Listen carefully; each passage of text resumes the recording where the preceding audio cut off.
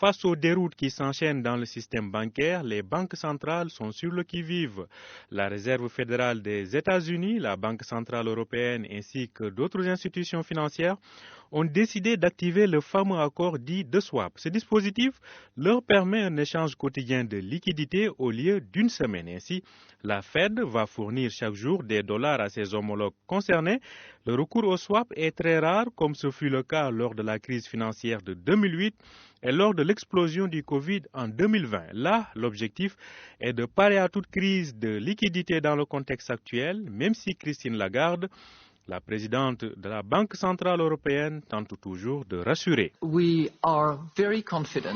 Nous sommes convaincus que le niveau de liquidité et de capitaux dans les banques de la zone euro est très satisfaisant.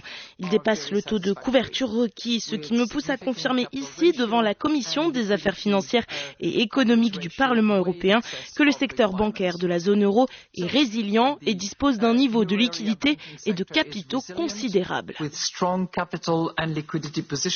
L'approvisionnement quotidien en dollars par la Fed aux banques européennes est activé depuis lundi dernier. Ce sera le cas jusqu'à avril prochain. Les banques centrales tentent ainsi d'être prêtes à répondre à une demande de billets verts qui pourrait s'envoler, ce qui démontre au passage que le dollar ne fait face à aucun rival crédible en tant que monnaie de réserve mondiale. Pendant ce temps, aux États-Unis, les critiques se multiplient contre la Fed depuis la disparition de la Silicon Valley Bank. Mais la ministre américaine de l'économie, Janet Yellen, défend l'institution qu'elle avait auparavant dirigée pendant plusieurs années.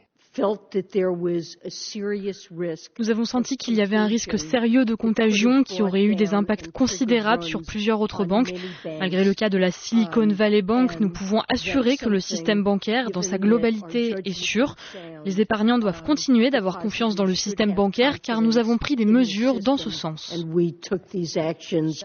Les autorités américaines sont parvenues à un accord pour faire racheter une partie des actifs de Signature Bank par une autre institution bancaire, mais ce n'est pas encore le cas pour la Silicon Valley Bank. D'ailleurs, la maison mère de celle-ci, la Silicon Valley Bank Financial, a annoncé à son tour avoir déposé le bilan.